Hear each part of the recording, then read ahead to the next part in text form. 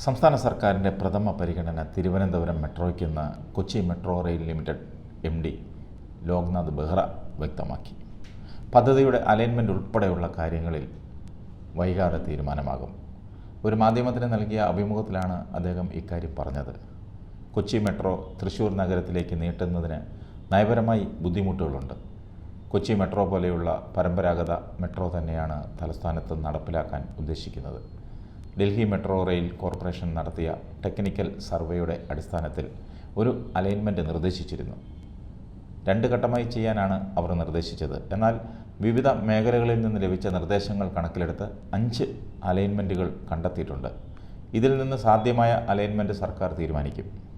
ഇതിൻ്റെ അടിസ്ഥാനത്തിൽ DMRC പദ്ധതിയുടെ രൂപരേഖ തയ്യാറാക്കും.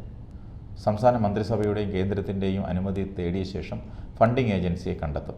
ടെക്നിക്കൽ സർവേയുടെ അടിസ്ഥാനത്തിൽ DMRC നൽകിയ അലൈൻമെൻറ്റ് പ്രകാരം 11,560 കോടി രൂപ ചെലവിൽ 2 റൂട്ടുകളിലായി നിർമ്മിക്കുന്ന 46.7 കിലോമീറ്റർ മെട്രോ പദ്ധതിയാണ് തലസ്ഥാനത്തിനായി ആദ്യം നിർദ്ദേശിച്ചിരിക്കുന്നത്. പള്ളിപ്പുറം ടെക്നോസിറ്റി മുതൽ പള്ളിച്ചൽ വരെയുള്ള 1-ാം ഇടനാഴിക്ക് 7,503 കോടിയും കഴക്കൂട്ടം മുതൽ കിള്ളിപ്പാലം വരെയുള്ള 2ാമത്തെ ഇടനാഴിക്കായി 4,057 കോടിയുമാണ് DPRൽ ചെലവ് കണക്കാക്കിയിരിക്കുന്നത്. സിവിൽ, ഇലക്ട്രിക്കൽ, സിഗ്നലിംഗ്, ടെലികമ്മ്യൂണിക്കേഷൻ, പരിസ്ഥിതി സംരക്ഷണം, പുനരധിവാസം തുടങ്ങിയവയും ചേർത്തുള്ള സമഗ്രമായ പദ്ധതി ചെലവാണ് കണക്കാക്കിയിരിക്കുന്നത്. 1-ാം ഇടനാഴിയായ പള്ളിപ്പുറം ടെക്നോസിറ്റി മുതൽ പള്ളിച്ചൽ വരെയുള്ള 30 കിലോമീറ്റർ റൂട്ടിൽ 25 സ്റ്റേഷനുകളാണ് ഉൾപ്പെടുത്തിയിരിക്കുന്നത്. ഇത് പൂർണ്ണമായും മേൽപ്പാലത്തിലൂടെ മാത്രം ഓടുന്ന മെട്രോ റെയിൽ ആയിരിക്കും. 15 കിലോമീറ്റർ വരുന്ന കഴക്കൂട്ടം മുതൽ കിള്ളിപ്പാലം വരെയുള്ള 2ാമത്തെ ഇടനാഴിയിൽ 13 സ്റ്റേഷനുകളാണ് വിഭാവനം ചെയ്തിരിക്കുന്നത്. ഇതിൽ 11 സ്റ്റേഷനുകൾ മേൽപ്പാലത്തിലും 2 സ്റ്റേഷനുകൾ അണ്ടർഗ്രൗണ്ടിലുമായിരിക്കും.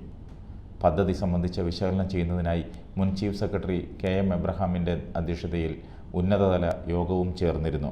മറ്റ് അലൈൻമെൻറ്റുകളുടെ നിർദ്ദേശവും മുന്നോട്ട് വച്ചിട്ടുണ്ടെങ്കിലും ഇതിൻ്റെ വിശദാംശങ്ങളൊന്നും തന്നെ ഇതുവരെ പുറത്തു വന്നിട്ടില്ല.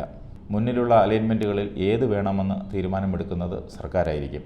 നിലവിലെ സാഹചര്യത്തിൽ DMRC ആദ്യം സമർപ്പിച്ച അലൈൻമെൻറ്റ് തന്നെ അംഗീകരിക്കാനാണ് സാധ്യത.